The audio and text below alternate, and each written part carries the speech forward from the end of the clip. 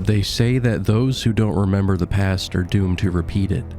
It's important to know history, major details at the very least. It's essential to know just how much bloodshed there's been for you to be able to live a peaceful life. There's plenty of media out there that teaches us about history. Video games are no exception. The subject of the past we're looking at today is World War I.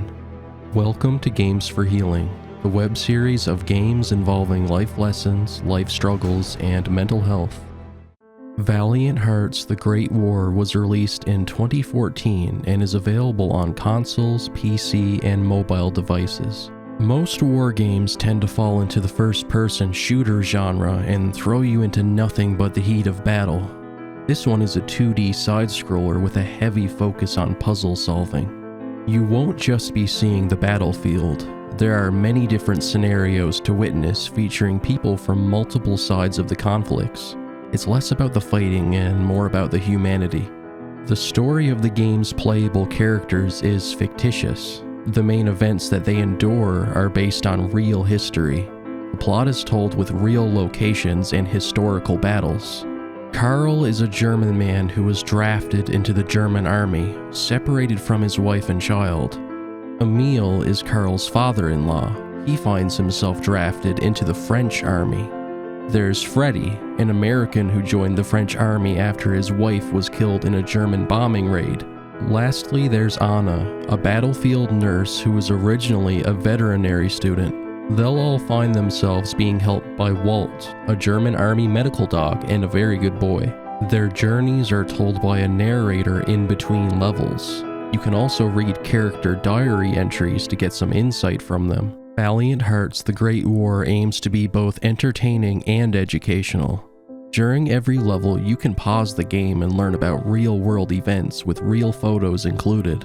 The devs wanted historical accuracy, so they went out and listened to first-hand accounts of the war, read letters written by soldiers, and traveled to the trenches in France. The team collaborated with the producers of the documentary film Apocalypse World War I to include archived materials into the game. Throughout the experience, there will be collectibles scattered throughout the scenarios which you can pick up and read about. They serve no purpose other than education. While you read all of these facts, you'll be treated to some pleasant piano music. I found all of the information to be digestible. The text is never all that long, so it doesn't tear you away from the gameplay for too long. Reading is optional here, but I think you should do it just to get the full experience. As you can see, the art style is pretty cartoony. It's got this comic book style to it. The game is rated T, so there's blood, but there's nothing gruesome, meaning that it's quite accessible. It's lighthearted, but it does get dark during some moments. This game is essentially a playable history lesson in the form of a cartoon/animated comic book.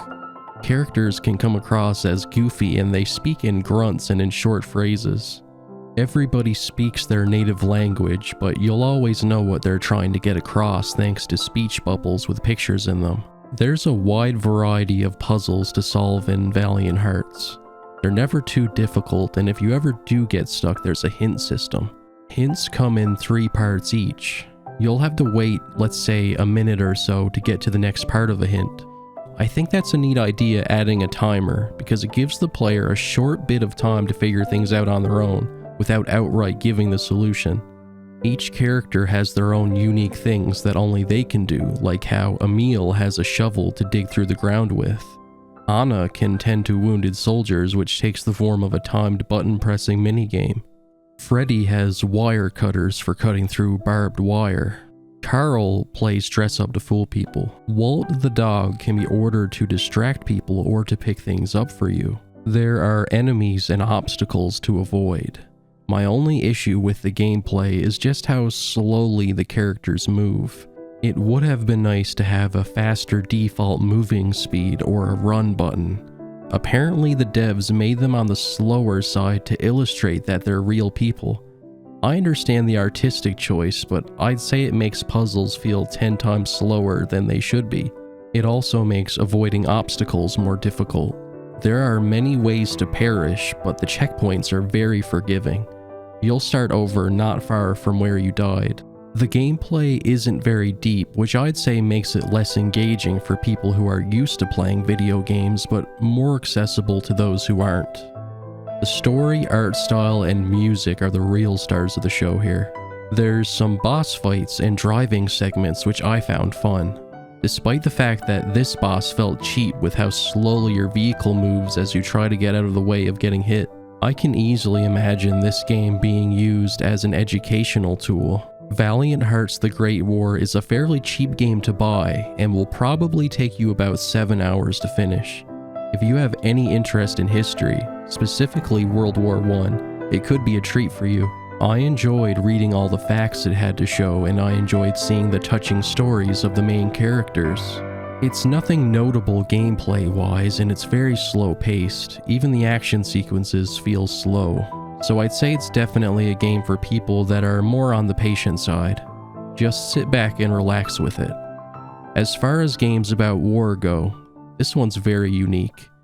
Games like Valiant Hearts and This War of Mine stand out in a sea of Call of Duties and Battlefields. There's a currently Netflix exclusive sequel called Valiant Hearts: Coming Home.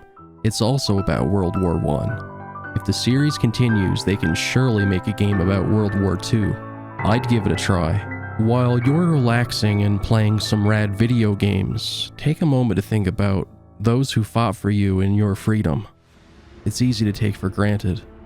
Until next time, I'll see you later. Stay strong out there.